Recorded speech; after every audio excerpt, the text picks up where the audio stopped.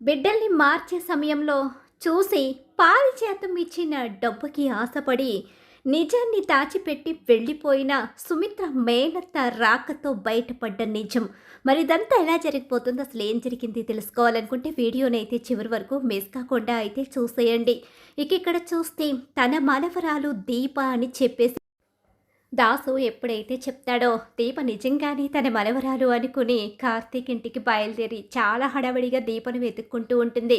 అప్పుడే కార్తీక్ దీపని లోపల దాక్కొని నేను పిలిచేంత వరకు రావద్దని చెప్తాడు, అసలు విషయం చెప్పకుండా. ఈలోగా విజిల్ వేసి వెతుక్కుంటున్న పారిజాతం ముందుకి దీపనైతే రప్పిస్తాడు. అలా రప్పించేసరికి తన మనవరాల్ని చూసిన పారిజాతం ఎమోషనల్ అవుతూ ఒక్కసారే గబగబా దీప దగ్గరికి వెళుతూ ఉంటుంది. ఏంటి ఈవిడ సొంత మనవరాల గురించి వెతుక్కుంటున్నట్టుగా అంత ఎమోషనల్ అవుతుంది ఏంటి అని అనసూయ అంటూ ఉంటుంది. కాంచన కూడా ఆశ్చర్యపోతూ చూస్తూ ఉండిపోతుంది. ఇక మనవరాలు అనుకున్న దీపని హత్తుకొని, ఇన్ని రోజులు నీ విషయంలో పొరపాటు చేశాను, నన్ను క్షమించే దీప. మనవరాలా? ఏంటి పిన్ని ఏదేదో మాట్లాడుతున్నావేంటి? అది నీ మనవరాలేంటి?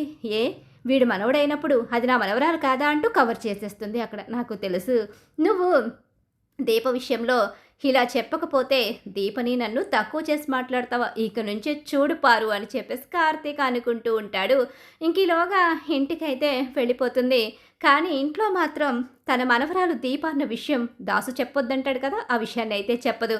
ఇంకా ఏంటి అసలు ఈ మధ్యకాలంలో పిన్ని ప్రవర్తనలో తేడా కనిపిస్తుందని అంటూ ఉండగానే ఇంకా ఇంకా మార్పు వస్తుంది. నువ్వు చూస్తూ ఉండు మావయ్య అంటూ తన మావయ్యకి చెప్తాడు. ఈలోగా దాస్కి కాల్ చేస్తాడు కార్తీక్ అయితే. ఏంటి కార్తీక్, నువ్వు అనుకున్న ప్లాను వర్కౌట్ అయినట్టేనా? మావయ్య చాలా బాగా పారునైతే నమ్మించావు, ఇక మనం అనుకున్న ఆట మొదలవ్వబోతుంది అని చెప్పేసి కార్తీకు తన మావయ్య దాసుతో చెప్తూ ఉంటే, నీ ఇష్టం రా, నువ్వేం చేసినా నువ్వేం చేయమన్నా నువ్వు చెప్పిందే నేను చేస్తాను.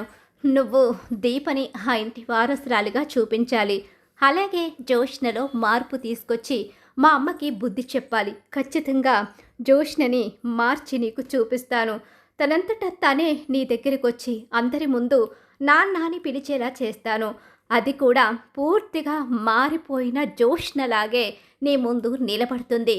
తనకి ఎలాంటి అన్యాయం జరగకుండా, నీకు కూడా ఎలాంటి బాధ కలగకుండా చూసుకునే బాధ్యత నాది.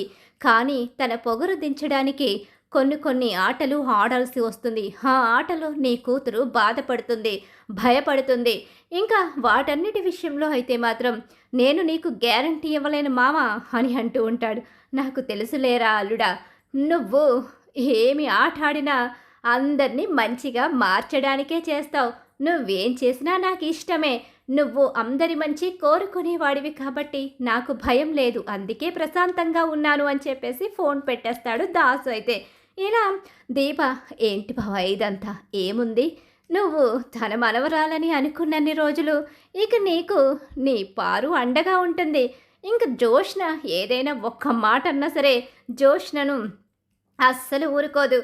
ఎలాగైనా జోష్నకి బుద్ధి చెప్తూ జోష్న చేసే తప్పులన్నిటినీ కూడా, నీ విషయంలో ఏదైనా పొరపాటు చెయ్యాలి అనుకున్నా సరే వెంటనే నీకైతే తను ఇక హాని కలగకుండా కాపాడుకుంటుంది. మెయిన్ అదే కదా నీకు కావాల్సింది అని చెప్పేసి అనుకుంటూ అలా దీపతో చెప్తూ ఉండగా దీప కార్తీక్ హ్యాపీగా నవ్వుకుంటారు. మిమ్మల్ని ఇద్దరిని చూస్తుంటే చాలా సంతోషంగా ఉందిరా. నా కూతురి మొహంలో ఈ సంతోషం చూసి చాలా రోజులయ్యిందిరా.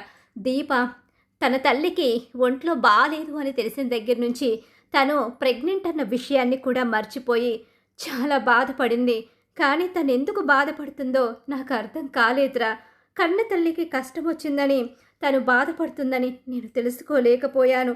నిజంగా నా కూతురు ఇప్పుడు ఇలా నవ్వుతూనే ఉండాలి. అప్పుడే కదా కడుపులో ఉన్న నా మనవరాలు క్షేమంగా ఆనందంగా ఉంటుంది అని చెప్పేసి ఇక దశరథ అంటూ ఉంటాడు. అలా వాళ్ళు ముగ్గురు మాట్లాడుకుంటారు. ఇక ఆ తర్వాత లోపలికైతే వెళ్ళిపోతారు. కానీ నిజాలు తెలుసుకున్న జోష్న మాత్రం, మరి ఇన్ని నిజాలు ఇప్పుడు నాకు తెలిసాయి, మరాళ్ళని ఎలా వదిలిపెడతానో, వాళ్ళందరికీ చుక్కలు చూపిస్తాను. నన్ను ఎంతగా మోసం చేసి నన్ను ఘోరంగా అవమానించారు. నాకు ఇంజెక్షన్ చేయించి మత్తులో పెట్టి మరి దీపని ఆపరేషన్ థియేటర్కి తీసుకొచ్చి దీపకి మా అమ్మకి ఇక ట్రాన్స్లేషన్ చేశారు. కానీ ఇదంతా నాకు తెలియకుండా బావ చాలా బాగా గేమ్ ఆడాడు. బావా, ఇప్పటి వరకు గేమ్ నువ్వాడావు. ఇక నుంచి గేమ్ నేను ఆడబోతున్నాను అని చెప్పేసి అనుకుంటూ ఉంటుంది జోష్నైతే. ఏంటి మరదలా, చాలా ఎక్కువగా ఆలోచిస్తున్నట్టున్నావు? ఆ! అదే పెద్ద మేడం గారు, చాలా ఎక్కువగా ఆలోచిస్తున్నట్టున్నారేంటి? అంతగా ఆలోచించకండి, బ్రెయిన్ ఊడి కింద పడిపోతుంది. ఏంటి బావా, ఆట నువ్వు మాత్రమే ఆడగలవా? ఆలోచన నువ్వు మాత్రమే చేయగలవా? నేను ఆడగలను, నేను ఆలోచన చేయగలను. అయ్యో, నువ్వు ఆలోచన చేయలేవని నేనిప్పుడన్నాను. నీ ఆలోచన ఎప్పుడూ ముందు చూపే కదా. నువ్వు ఎప్పుడూ కూడా ఇక నీ గురించి గొప్పగా ఆలోచిస్తావు. నీ గురించి నీలా ఆలోచించే వాళ్ళు ఇంకెవరున్నారు? నిజంగా చాలా తెలివైన దానివి. నీలా అంత తెలివైన వాళ్ళు నాకు ఇప్పటి వరకు తగలలేదు. అందుకే నా ఆట మొదలు కాలేదు. ఇప్పుడు మొదలైంది కదా. నా ఆట ఎలా ఉంటుందో నువ్వు చూడు. నీ ఆట ఎలా ఉంటుందో నేను చూస్తాను. చివరికి ఎవరు గెలుస్తారో, న్యాయమో అన్యాయమో ఆ భగవంతుడు తేలుస్తాడు అని జోష్న దగ్గర నుంచి వెళ్ళిపోతాడు. అలా కార్తీక్ వెళ్ళిపోయిన తర్వాత సుమిత్ర తన భర్త దశరథ దగ్గరికి వస్తుంది. దాని మాటలు, దాని ప్రవర్తన విచిత్రంగా కనిపిస్తున్నాయి. పెళ్లి చేసుకుంటాను అనే మాట తప్ప దాని నోటి వెంట అన్ని విషయాలు వస్తున్నాయి. అన్ని విధాలుగా గొడవ పడుతుంది. కానీ పెళ్లి మాత్రం తను చేసుకుంటుందా? ఏంటి, నువ్వు కరెక్ట్గానే విన్నావు కదా.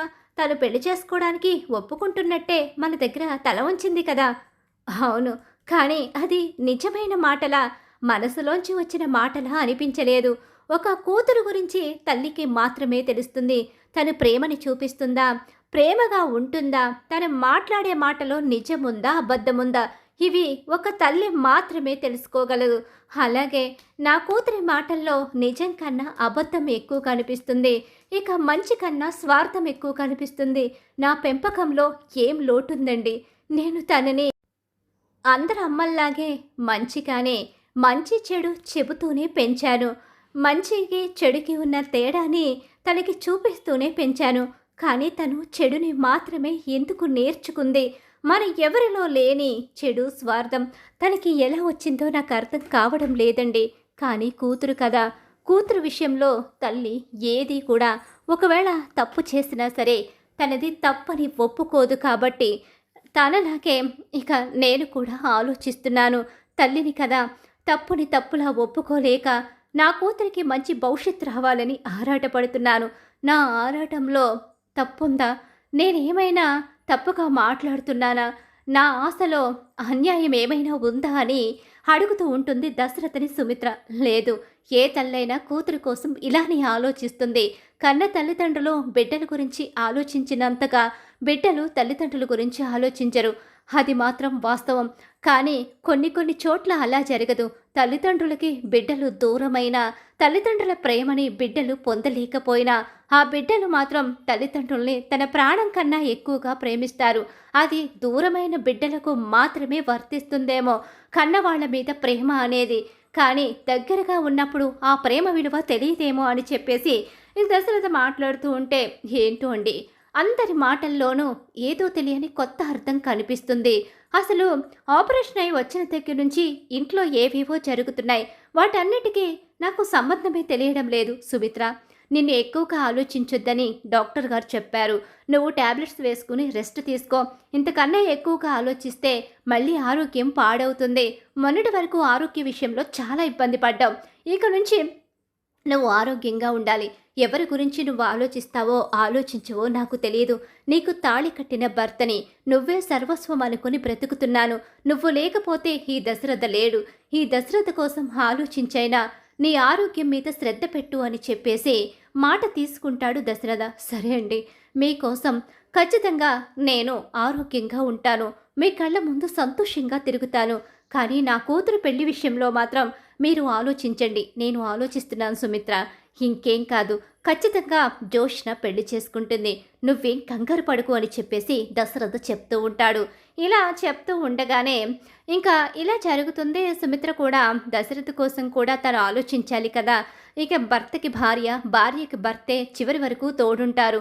ఒకరి కోసం ఒకరు బ్రతకాలి అనుకుంటారు. ఒకరు లేకపోయినా మరొకరి జీవితం దుర్భరంగా మారుతుంది. అతి కష్టంగా వాళ్ళ జీవితం గడుస్తుంది. అలాంటి పరిస్థితి ఎప్పుడూ రాకూడదు కాబట్టి ఇద్దరం కూడా సుఖంగా, సంతోషంగా ఉండాలని తన ఆలోచనల్ని కాస్త మార్చుకుని జోష్న పెళ్లి గురించి భగవంతుడిని ప్రార్థిస్తూనే ఇక రోజు రోజుకి సుమిత్ర కోలుకోవడం మొదలు పెడుతుంది.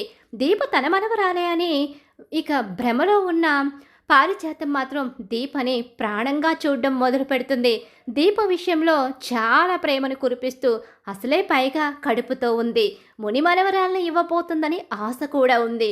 ఇక దీపకు కావలసినవన్నీ దీప పని చేయకుండా తనే పనులు చేస్తూ అన్నీ వండి పెడుతూ దీపకు సేవలు చేస్తూ ఉంటుంది. పారిజాతంలో వచ్చిన మార్పు చూసి అందరి మనసుల్లోని ఆశ్చర్యం కలుగుతుంది. అందరూ కూడా అసలు ఏంటో ఈ మార్పు మాకు అర్థం కావడం లేదు. అందుకే వానలు కురిసేటప్పుడు ఎండలు, ఎండలు కాసేటప్పుడు వర్షాలు కురుస్తున్నట్టున్నాయి అని చెప్పేసి ఇక శివనారాయణ అయితే అంటూ ఉంటాడు. ఇదిలా జరుగుతూ ఉండగానే ఇంక రోజులైతే గడుస్తూ ఉంటాయి. జోష్న పారిజాతం విషయంలో కన్ఫ్యూజ్ పడుతూ ఉంటుంది. నువ్వెందుకు ఇలా చేస్తున్నావని అడిగినా సరే పారిజాతం దీప తన మనవరాలు అన్న విషయాన్ని మాత్రం బయట పెట్టదు. ఆ విషయాన్ని బయట పెడితే తన మనవరాలకి ఏదైనా ప్రమాదం సృష్టిస్తుందేమో అన్న చిన్న భయం కూడా పారిజాతంలో ఉంటుంది. అందుకని అసలు దీప విషయంలో కనీసం ఏ విషయాన్ని కూడా బయట పెట్టకుండా తన ప్రేమని మాత్రమే చూపిస్తూ ఉంటుంది. ఇంక ఇలా జరుగుతూ ఉండగానే అక్కడ సుమిత్రకి ఒక మేనత్త ఉంటుంది. తను ఒక ఉయ్యాలలో ఊగుతూ తన గతాన్ని గుర్తు చేసుకుంటూ ఉంటుంది. తన మేనకోడల గురించి, మేనకోడలి డెలివరీ టైంలో జరిగిన సిచ్యువేషన్ని ఇవన్నీ కూడా తను గుర్తుకు చేసుకుంటూ ఉంటుంది. సుమిత్రకి మేనత్త ఉంది, మరింతకాలం తను ఎందుకు రాలేదు? బోన్ మ్యారో ఇవ్వవలసిన టైంలో కూడా తనకి ఎవ్వరూ లేరు అన్నారే తప్ప తనకంటూ ఒక మేనత్త ఉందని, తన వల్ల ఇక బోన్ మ్యారో అనేది జరగొచ్చనే విషయం ఎవ్వరూ ఎందుకు గ్రహించలేకపోయారు? ఎందుకంటే సుమిత్ర మేనత్త అంటే ఆవిడ ఓల్డ్ లేడీ. ఆవిడ దగ్గర నుంచి బోన్ మ్యారో తీసుకోవాలి అంటే ఆవిడ ఆరోగ్యం సహకరించదు. అందుకనే ఆవిడ కూడా ఇక దీప, జోష్న పుట్టిన టైం నుంచి ఇంకా ఆవిడ ఇంటికి రావడం కూడా మానేసింది. ఆ ఇంటికి రాకపోకలు లేకపోవడంతో అసలు సుమిత్రకి మేనత్త ఉంది అన్న విషయాన్ని అందరూ మర్చిపోయారు, సుమిత్రతో సహా. అప్పుడప్పుడు తన మేనత్తను గుర్తుకు చేసుకుంటూ ఉన్న ఇక దశరథ దగ్గర ఎప్పుడూ కూడా ఆ ప్రస్తావన తీసుకురాదు సుమిత్ర. తన మేనత్త తనని చూడ్డానికి రాకపోవడం అనేది సుమిత్రకి కూడా బాధ కలిగిస్తుంది. తల్లిదండ్రులు లేరు, వాళ్ళైతే చనిపోయారు. తన మేనత్తే వాళ్ళ జ్ఞాపకంగా ఉంది. కానీ తన మేనత్త కూడా తన దగ్గరికి రాకపోవడంతో పుట్టింటి వాళ్ళంటూ లేని సుమిత్ర చాలాసార్లు బాధపడుతుంది. అందరినీ ఇక అత్తింట్లోనే చూసుకుంటూ తన జీవితాన్ని తన కూతురికి అంకితం చేసి సంతోషంగా ఉండడం మొదలు పెడుతుంది సుమిత్ర. కానీ ఇక్కడ జరిగిన సిచ్యువేషన్ ఏంటి అంటే సుమిత్రకి దీప, అలాగే దాసు కూతురు జోష్న పుట్టిన సమయంలో సుమిత్ర డెలివరీ టైంలో ఇబ్బంది పడుతుందని, తనకి హెల్త్ కండిషన్ కాస్త బాగాలేదని తన మేనత్తకు తెలుస్తుంది. అలా తెలుసుకున్న మేనత్త సుమిత్రను చూడ్డానికి హాస్పిటల్కి అయితే వస్తూ ఉంటుంది. అలా వచ్చే సమయంలోనే తనకి దారిలో కాస్త ట్రాఫిక్ లేట్ అవడం, అలాగే తనకి ఇంట్లో చిన్న చిన్న ఇబ్బందులు ఉండడంతో తను కాస్త ఆలస్యంగా వస్తుంది. అలా ఆలస్యంగా వచ్చేసరికి అప్పటికే సుమిత్రకు డెలివరీ జరిగిపోతుంది. అలా డెలివరీ జరిగి ఇంకా సుమిత్ర బేబీకి జన్మనిస్తుంది. ఇంకా ఇలా సుమిత్రకి ఆడపిల్ల పుట్టిందని అక్కడ అందరూ చెప్పుకోవడం, హాస్పిటల్ దగ్గరికి అప్పటికి తను చేరుకుంటుంది. అలా చేరుకున్న తను సుమిత్రకి పుట్టిన బిడ్డని, తన మేనకోడలకు పుట్టిన బిడ్డని చూసుకోవడానికి అక్కడికి గబగబా వస్తుంది. అలా వచ్చేసరికి పారిజాతం అప్పటికే అక్కడ ఉన్న సైదుల సహాయంతో తన మనవరాల్ని సుమిత్ర ఉన్న ఉయ్యాల్లో పెట్టి సుమిత్ర ఉయ్యాల్లో బిడ్డని తీసేసుకుని ఆ బిడ్డ వైపు చూస్తూ, ఏంటే సుమిత్ర కూతుర, నువ్వు మహారాణిలా వైభోగంగా బ్రతికితే నా మనవరాలు లేనింటి అమ్మాయిలా బ్రతుకుతుందనుకుంటున్నావా? నువ్వు పైలోకానికి పోతావు, నా మనవరాలు ఆ ఆస్తికి వారసురాలు అవుతుంది అంటూ తనని తీసుకుని ఇంక ఎలా అయితే చంపేమని ఇస్తూ ఉంటుంది. అదే సమయంలో అక్కడికి తన మేనత్త వచ్చి, ఎవరితివే నువ్వు? అవును, నువ్వు నువ్వు సుమిత్ర అత్తగారివి కాదు, అదే సుమిత్ర వాళ్ళ మావయ్య గారు పెళ్లి చేసుకున్న రెండో భార్యవి కాదు. నా మేనకోడలు బిడ్డని నువ్వేం చేయాలనుకుంటున్నావు? నీ పని ఇప్పుడే చెప్తానుండు. నిన్ను నిన్ను వదిలిపెట్టను. నువ్వింత మోసం చేస్తావా? నీ మనవరాల్ని ఇక్కడ పెట్టి తన తన కన్న కూతుర్ని తనకు లేకుండా చేస్తావా? నా మేనకోడలకు అన్యాయం జరుగుతుంటే నేను చూస్తూ ఊరుకోనని చెప్పి గబగబా వెళ్ళబోతూ ఉంటుంది. ఏయ్, ఎక్కడికి వెళుతున్నావు?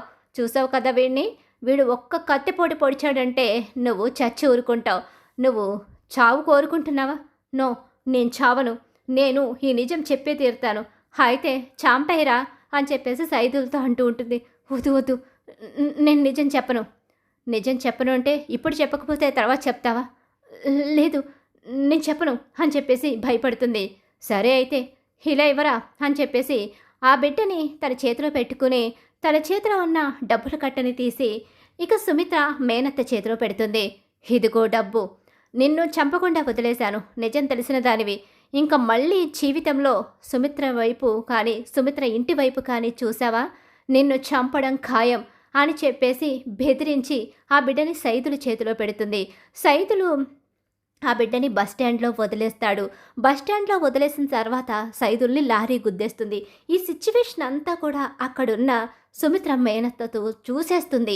చూసిన తను ఇంక నిజాన్ని చెప్పడానికి భయపడుతుంది. పైగా డబ్బు ఒకటి తన చేతికొచ్చింది. నిజం చెప్తే తనని నిజంగానే చంపేస్తుందన్న భయం కూడా తనలో ఉండి అక్కడి నుంచి ఎలా వచ్చిందో అలానే వెళ్ళిపోతుంది తప్ప ఇంక ఎవరికి ఏ నిజం చెప్పకుండా సుమిత్ర జాగ్రత్త అని చెప్పేసి వెళ్ళిపోతుంది. అలా వెళ్ళిపోయి చాలా పెద్ద తప్పు చేశానని చావుకు భయపడి డబ్బుకి కక్కుర్తిపడి ఆ రోజు సుమిత్రకి అన్యాయం చేసి వెళ్ళిపోయాను. కానీ ఆ తర్వాత నా ఇంట్లో ఎన్నో ప్రమాదాలు జరిగాయి. నా బిడ్డలు ఎన్నో కష్టాలు ఎదుర్కొన్నారు. వీటన్నిటికీ కారణం ఆ రోజు నా మేనకోడలికి నేను చేసిన అన్యాయమని ఎన్నోసార్లు తలుచుకున్నాను. కానీ ఎప్పుడూ నేను ఆ ఇంటి వైపు చూసే ధైర్యం చేయలేకపోయాను. నా పిల్లలకు నేను లేకుండా పోతానేమో అని. ఇప్పుడు నేను ముసలిదాన్ని, నాకేమైపోయినా పర్వాలేదు, ఇప్పటికైనా నా మేనకోడలికి నిజాన్ని చెప్పాలి. నా బిడ్డలు క్షేమంగా ఉన్నారు, నా బిడ్డల జోలికి ఎవ్వరూ రాలేరు, కాబట్టి నేను నిజం చెప్పాలి అని ఆలోచించుకుంటూ తన గతాన్ని తలుచుకుంటూ ఇక సుమిత్ర దగ్గరికి బయలుదేరుతుంది సుమిత్ర మేనత్త. అలా సుమిత్ర మేనత్త ఇంటికొస్తుంది. అలా వచ్చేసరికి ఒక్కసారి అందరూ షాక్ అయిపోతారు. సుమిత్ర సుమిత్ర అంటూ పిలిచేసరికి ఎవరు ఎవరు మీరు అని చెప్పేసి శివనారాయణ వస్తాడు. నన్ను క్షమించండి. ఏంటమ్మా మీరు? నేను సుమిత్ర మేనత్తని. మీరా? ఇన్నేళ్లగా ఏమైపోయారు? అసలు మీరు ఎందుకు రాలేదు? సుమిత్ర ఇలాంటి పెద్ద ప్రమాదం నుంచి బయటపడినప్పుడు కూడా తనకి ప్రమాదం జరిగిందన్న విషయం కూడా మీకు తెలీదా? తనకేం జరిగింది? తను క్యాన్సర్ నుంచి బయటపడింది. తన వాళ్ళంటూ ఎవరూ లేక బోన్ మ్యారో ఇచ్చే పరిస్థితి లేక ఎంతో బాధపడింది. కానీ తన కూతురు తనని కాపాడింది అని చెప్పి చెప్తూ ఉండగానే చాలా పెద్ద తప్పు చేశాను, చెయ్యకూడని తప్పులు చేసి దీనికి దూరమై నేను ఒంటరి బ్రతికాను. నా బిడ్డల కోసం నా ప్రాణాలు పోతే నా బిడ్డలు అనాథలైపోతారని చెప్పేసి నేను ఇప్పటి వరకు ఈ ఇంటి గడప తొక్కలేదు అని చెప్పి అంటూ ఉంటుంది. అప్పుడే పారిజాతం జోష్న అక్కడికి వస్తారు. పారిజాతం ఆ లేడీని చూసి షాక్ అయిపోయి ఉండిపోతుంది. అమ్మో, ఇది ఇప్పుడు వచ్చిందేంటి? దీనికి నా గతం తెలుసు, ఇప్పుడు కనుక నిజం బయటపెట్టిందంటే ఏముందలే, నిజం బయటపడితే మాత్రం దీప నా మనవరాలు, జోష్న ఈ ఇంటి బిడ్డే కదా. కానీ ఆ రోజు బిడ్డల్ని మార్చాను కదా, ఆ విషయం బయటపడితే చంపేస్తాడేమో ముసలోడు అని చెప్పేసి అనుకుంటూ ఉంటుంది. వచ్చావా?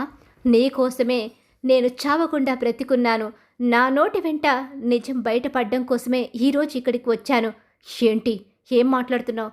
ఆ రోజు నువ్విచ్చిన డబ్బును తీసుకుని వెళ్ళిపోయానని నువ్వనుకుంటున్నావు. నిజమే, డబ్బు కోసమే మాత్రమే నేను ఆశపడి వెళ్ళలేదు. నా ప్రాణాలు ఎక్కడ తీసేస్తావని భయపడి వెళ్ళిపోయాను. నా మేనకోడలు సుమిత్ర కూతుర్ని మాయం చేసి నువ్వు మాత్రం సుమిత్రకి తన బిడ్డను దూరం చేసి నీ కొడుకు బిడ్డను తీసుకొచ్చి సుమిత్ర ఒడికి చేర్చి నా మేనకోడలికి అన్యాయం చేశావు.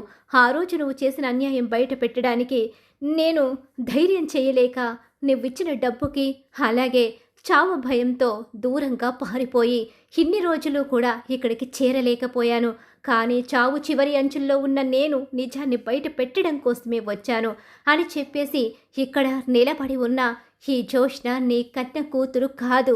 ఇక్కడికి వచ్చేటప్పుడు నేను తెలుసుకున్న మరో నిజం ఏంటి అంటే ఈ పారిజాతం చేసిన కుట్ర కారణంగా జోష్న ఈ ఇంటి ఆడబిడ్డగా పెరిగింది. కానీ ఈ ఇంటి వారసురాలు. అలాగే నీ కన్న కూతురు నీ ఇంట్లో పని మనిషిగా నీ మేనల్లుడు కార్తీక్ని పెళ్లి చేసుకున్న దీప అని చెప్పి అసలు నిజాన్ని బయటపెట్టి పారిజాతం చేసిన కుట్రని అలాగే దీప విషయంలో జోష్న చేస్తున్న కుట్రల్ని మొత్తం అన్నిటినీ బయట పెట్టేస్తుంది. అలా ఎప్పుడైతే నిజాలు బయటపడిపోతాయో దెబ్బకు శివనారాయణ సుమిత్ర నిర్ఘాంతులైపోయి నిలబడిపోతారు. మరో విషయం, నీకు బోన్ మ్యారో ఇచ్చి కాపాడింది కూడా నీ కూతురు దీపే. నీ కూతురికి నువ్వే కన్న తల్లివే అని తెలుసు. కానీ నీకు తెలియకపోవడం కారణంగానే నీ కూతురు అజ్ఞాతంలో బ్రతుకుతుంది. నీ కళ్ళ ముందు ఉంటూనే నీ ముందు పని మనిషిగా బ్రతికింది అని నిజాలు బయట పెట్టేసరికి ఇద్దరు కూడా ఆ కుటుంబానికి జరిగి తన వారసురాలికి జరిగిన అన్యాయాన్ని తలుచుకుని షాక్ అయిపోయి ఉండిపోతారు. నిజాలు ఎప్పుడైతే బయటపడిపోతాయో జోష్న పారిజాతానికి పెద్ద షాక్ ఎదురవుతుంది. మరి ఖచ్చితంగా రాబోయే కథలు ఇలా అయితే జరిగిపోతుంది. ఇలానే జరగాలని మీరు కోరుకుంటున్నారా? అయితే వీడియోని తప్పకుండా లైక్ చేయండి. మీరు ఇచ్చే ఒక్క లైక్ మాకు సపోర్ట్ అండ్ ఎంకరేజ్మెంట్గా ఉంటుంది.